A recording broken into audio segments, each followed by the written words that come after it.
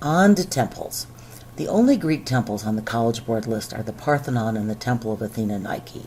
Once again, I'm reluctant to move right into what is probably the high point of ancient Greek architecture without talking just a little bit about how the Greeks got there.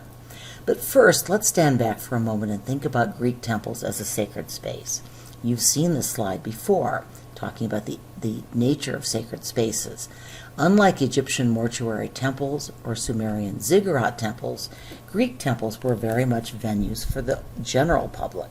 However, the main gathering place where sacrifices and rituals were performed lay outside the temple. Only the god, or at least the cult statue of the god, stood inside.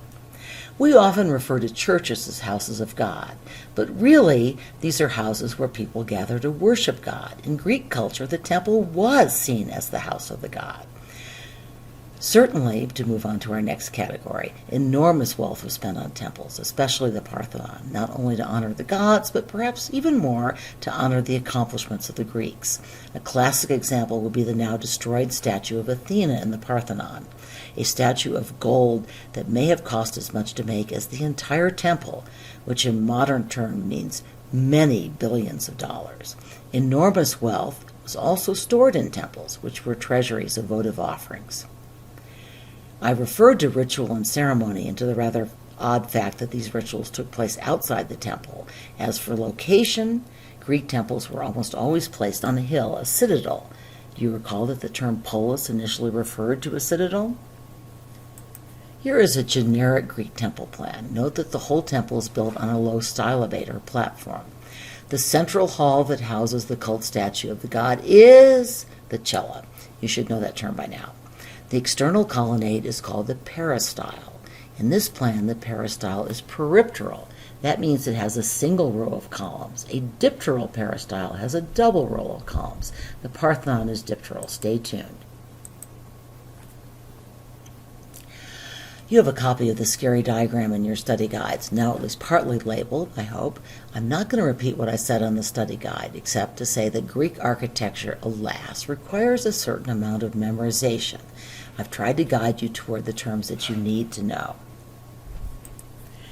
Here we see the capitals again. Doric columns usually do not have a base, and their capitals are very simple.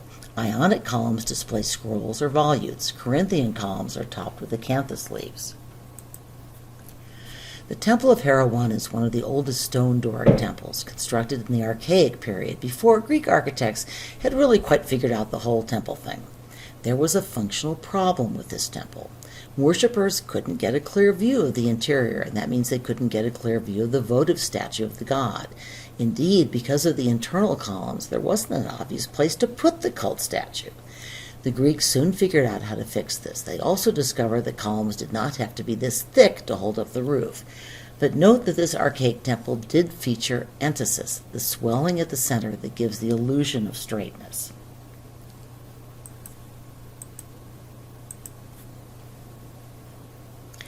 Okay, now we're going to play Guess the Order.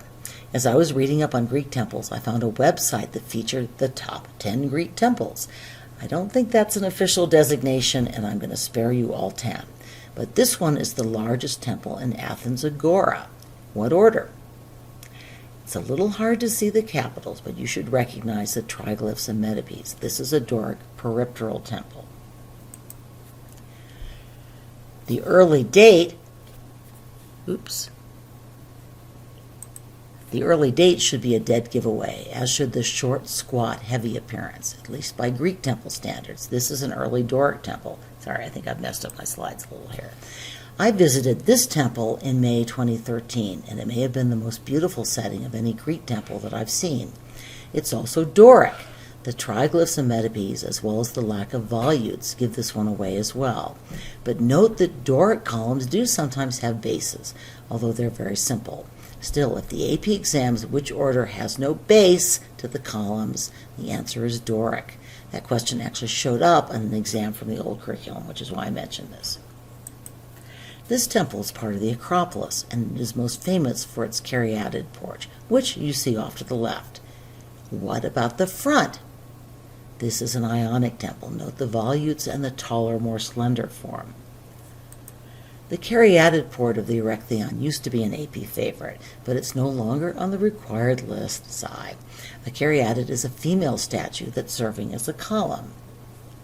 And yes, there are male columns as well, called Atlantids. Here we see Atlantid groupings from pre-Columbian Mexico, upper left, and from an Egyptian temple, lower right. Okay, we finally get to one of our required works.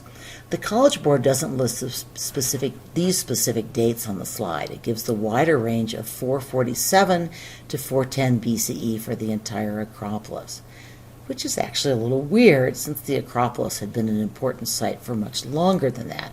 Anyway, try to remember dates between 450 and 400 BCE, Greek's golden age, and you're going to be okay. What's more likely is that you're going to be asked which order. This is another Ionic temple. If you're wondering what happened to the Corinthian order, it will show up much more in Roman architecture. The Romans liked this more ornate style. So what besides the volutes tell us that this is an Ionic temple? Here we see two entablatures, that is, the space between the capitals of the column and the triangular pediment or gable under the roof. Doric temples are decorated with alternating bands of triglyphs. Those are three vertical stripes that are thought to resemble the wood of original Greek temples, and metopes, the rectangular spaces between the triglyphs that are decorated with friezes. Ionic temples abandon this pattern for a continuous frieze. The friezes of the Temple of Athena Nike, most of which have been removed to museums, depict battles between Greeks and Persians, as well as processions of gods and goddesses. The Temple of Athena Nike is located at the entranceway to the Acropolis, right next to the Propylaea or gate. This had been an important sanctuary site back to Mycenaean days. The site is a protruding tall mass of rock strategically located in a way that protects the south flank of the most vulnerable access point and the gate to the citadel. Early in its history, this site was a place of worship for deities associated with wars, perhaps Bronze Age Nike gods or goddesses, which with time fused with the later cult of Athena Nike. The small archaic temples was destroyed by the Persians and was rebuilt as part of Pericles' public works program in 435 BCE. Callicrates, one of the architects of the Parthenon, was the architect of this building. The cella of the temple housed a wooden cult statue of the goddess, who held a helmet in one hand, a symbol of war, and a branch of a pomegranate tree in the other, a symbol of peace. This photo gives you a better sense of the temple's prominent and precarious setting, and some idea of why the Athenians decided they needed to add a parapet wall. Nike adjusting her sandal, coming up, is a statue that is a frieze that appears on the parapet wall. I'm going to postpone my discussion of the famous frieze of Athena adjusting her sandal, however, until my next lecture, when I'll compare this classical work with the Hellenistic statue of Nike. For now, let's stick with architecture. And on to the Parthenon, the most famous ancient Greek temple and another required work. The Parthenon actually has both Doric and Ionic elements, but which order is most visible here? Well, these are not the heavy Doric columns of 100 years earlier. Still, the columns do not have a base, there are no scrolled volutes, the entablature features triglyphs and metopes, not a continuous frieze. Yep, Doric. But the inner colonnade is decorated with a continuous frieze, and that is Ionic. The plaque of the Ergostines, which is one of our required images, appears on the Parthenon's Ionic continuous frieze. Here are a couple more friezes. And here you see the Parthenon's floor plan. Note the central place in the cella where the famous Athena Parthenos, Athena the Virgin, stood. The frieze on the inside wall of one long side, again, contained the Pan-Athenaic procession. Excuse me. The procession continues on the other long inside wall.